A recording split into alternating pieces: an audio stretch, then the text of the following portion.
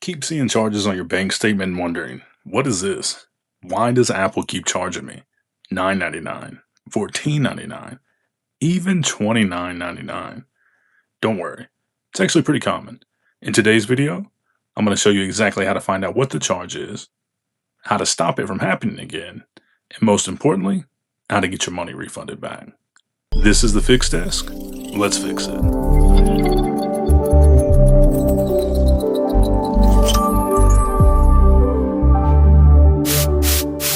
Alright, so the first thing we're going to do is grab your iPhone or iPad and we're going to go into your settings. So simply click on it. You'll see your name at the top. We're going to go ahead and tap on it. From here, we're going to look for media and purchases. Tap on it. Go ahead and click view account.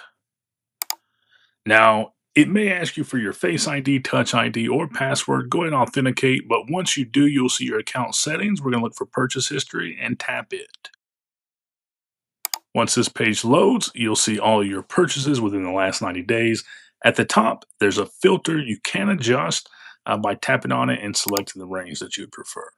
If you located the charge, great. We now know why Apple's billing us. If you're still unable to locate the charge, don't panic. It could be a few different things coming from a family member's account, child, spouse. So grab their device and follow these steps. If you're the organizer to a family group, with recent updates, you may be able to see their purchases listed here. If not, go to reportaproblem.apple.com, check it there.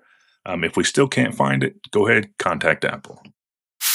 Okay, so now we're going to stop purchases from happening. So go ahead, go back to your settings. From here, we're going to look for a feature called Screen Time.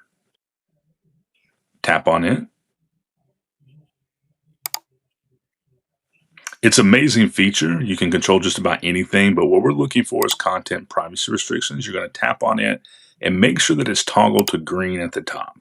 From here, we're going to tap on iTunes and App Store purchases.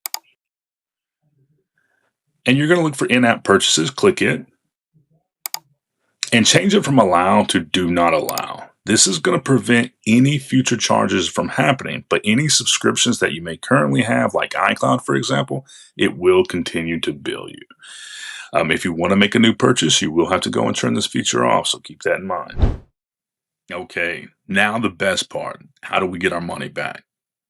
Grab your iPhone or your iPad, follow these steps. Let's go to your settings.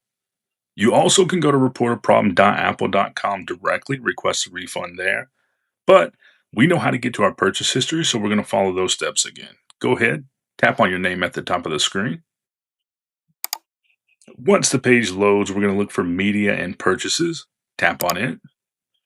View account, tap it. This will load our account settings page where we're going to click back on purchase history. From here, we're going to click on the total for the charge. You'll see several options, but what we're specifically looking for is report a problem. So we're going to tap it. It'll take us directly to the website and keep us from having to type that in. It'll prompt you to sign in. Go ahead and sign in. Authenticates with Face ID. From here, we're going to select the box that says, what can we help you with? Click it. We're going to request a refund. It's going to want to know more. A lot of times, maybe a child or a minor had your phone. They made the purchase. We're going to select that. A child or minor made the purchase. After that, you simply hit next. It is going to warn you that you could lose access to any items that are refunded. Just follow the steps on the screen. I'm not going to do it because I don't want the refund. After you've submitted the refund request, it does go for a review, which takes 48 hours. You'll get an email about it letting you know if it's approved. It will go back to the payment method that was originally charged. You also can come back to the website, check the status of it here. But if this video helped you, please like and subscribe for future simple solutions.